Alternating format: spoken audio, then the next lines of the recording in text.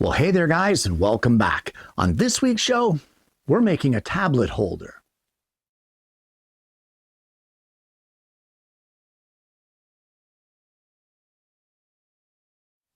Now, when I say tablet holder, it's not its only use. Guys, this can be used for a tablet, a book, a frame, a painting, a record as a now playing to show what you've got on your turntable at the time, or a tablet, a plate, a decorative plate. It could be used for anything where you require some kind of stand, even to hold a cookbook while you're working on a recipe. It's all made with simple materials, with simple tools, and we're going to start it off with just a little bit of layout, because you know what? We kind of need a pattern for this one. Well, just to give full disclosure, guys, there will not be a pattern provided for this project here on the show. You can consider this video a tutorial to make your own patterns and your own templates, which is what we're doing here. I have a piece of 1/16 inch thick hardboard. It measures 6 inches wide, 10 inches long. You're going to need two of them because we need two templates here. And the first thing I've done is right at the edge, I have drawn a 1.5 degree taper. So before I go any further, I'm going to take that over to the table saw and I'm going to cut that taper. Okay, and truth be told, I have done that on both blanks, 1.5 degree taper on the back side. And just to keep things straight, I've labeled the back and the bottom. So there's no mixing it up at this point. So what we want to do now is from this back corner, we're going to measure over at 4 15/16 of an inch. We're going to place a mark there. This is going to be on both blanks. And right at that mark, we're going to, from this plane, cut off at 12.5 degrees. And we're going to do that over at the table saw using the miter fence. Okay, and then on that same cut that you just made, we're going to measure up from the bottom, right from the bottom corner at 1 1/8 of an inch. Right there. And then cutting back this way from this bottom plane, we're going to cut a 35.5 degree angle. And using our digital angle gauge, I can just mark it out on here. Just like that. All right, and I'm going to mark the same angle on the other side. Now, for now, we're not going to cut those, but at least it's marked out. Okay, so that line that you just drew, we're going to measure along here from the edge of the board back along this line at 3/4 of an inch. We're going to place a mark. Now, from this back edge, which you remember is a 1.5 degree taper, we're going to measure, and from that edge, using our digital angle gauge, I've set it to 6 degrees. I got 5.9 there. I'm not going to cry about 0.1 degree. Okay, you know what? Let's make it official. And I'm going to just draw a line here. This is going to represent the bottom of where our tablet is going to sit. So we are going to place that mark on both of our pieces. I don't think I need to say that any longer, guys. Every mark that we make is assumed that it's going to be on both pieces. That is going to change at the end, but I'll let you know when that happens. So with that line now representing the base of whatever we have in here to sit in, we now need to get our front lip. So from this bottom edge down here back, we're going to measure at 1 3/4 of an inch and place a mark. And then measuring in from that line, at that mark that we just made, we're going to place a mark at 1/4 of an inch.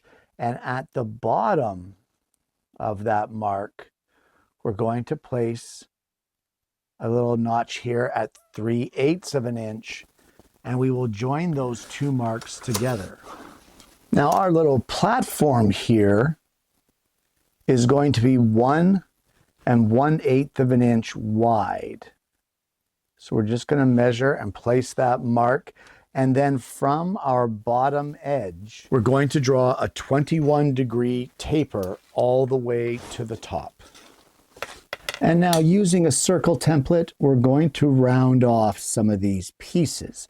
So the top of our front lip here that holds our piece in place, or whatever we have in here, we're going to round that off. And we're going to round off our top edge.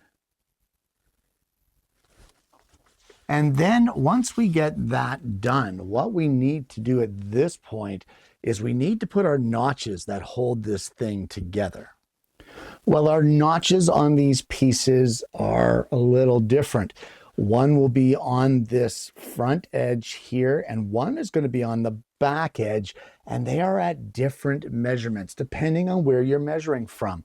So what you want to do is along this edge right here, we're going to place a mark measuring at 5 1/8 from the bottom.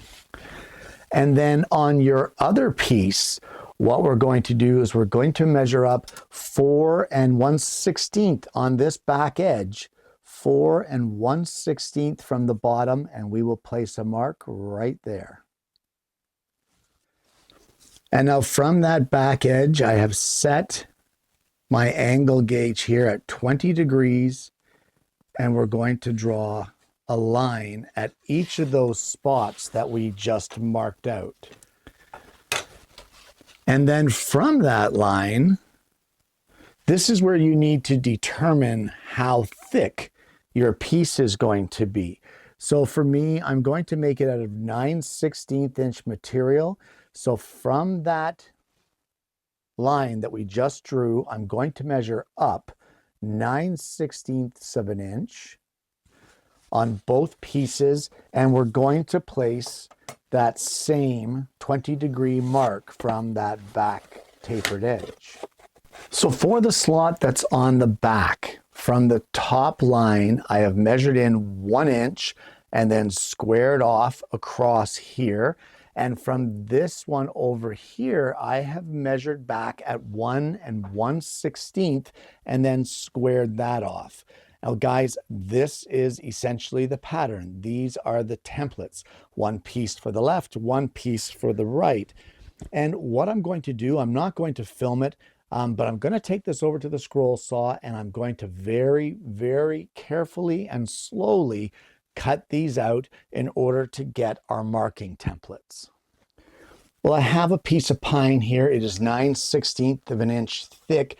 Guys, you don't have to use 9/16. If you want to use 1/2 inch, if you want to use metric, it really doesn't matter. What's important is this gap here, or this notch. So if you're going to use 1/2 inch, reduce this gap to 1/2 inch. I wouldn't go below 1/2 inch, but if you want to use 3/8, okay, reduce it to 3/8. You just need to reduce it for what it is that you're using. So before we trace anything, our first step is to cut the edges of our board at a 45-degree angle. And what we're going to do is when we cut it, we're going to leave 3/16 of an inch at the top being flat. Well, it's now time to mark out our templates. And the trickiest part here is making sure that you have that 45-degree angle correct.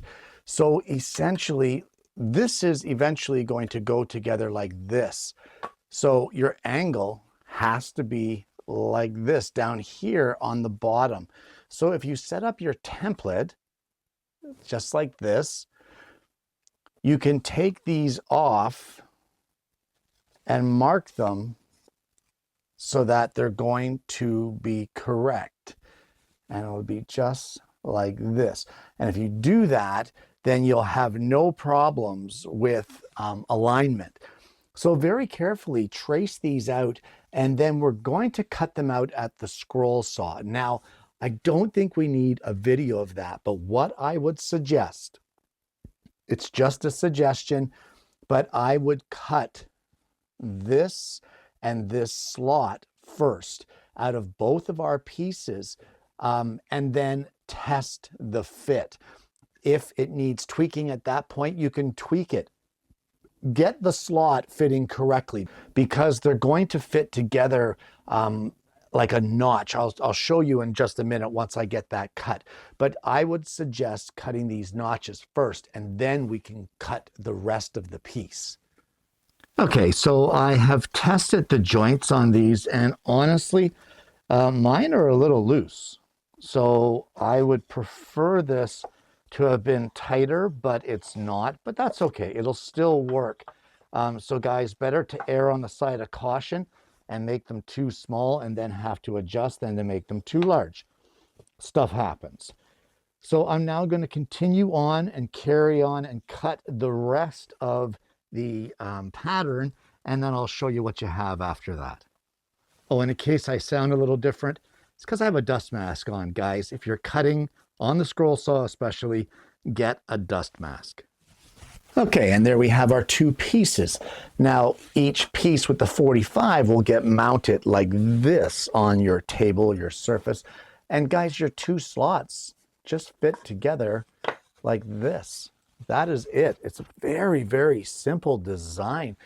And as I said, it can hold records, it can hold a tablet, you can hold a book in here, you can hold a picture frame, whatever you like, even a decorative plate. It's a very handy little device, and it has more uses than just as a tablet holder. So guys, I'm going to give this a good sanding here and get any of these sharp edges off, make it a little more finger friendly. And from there, you can do as you please as far as staining. If you want to stain it, you can stain it. If you want to leave it natural, you can leave it natural.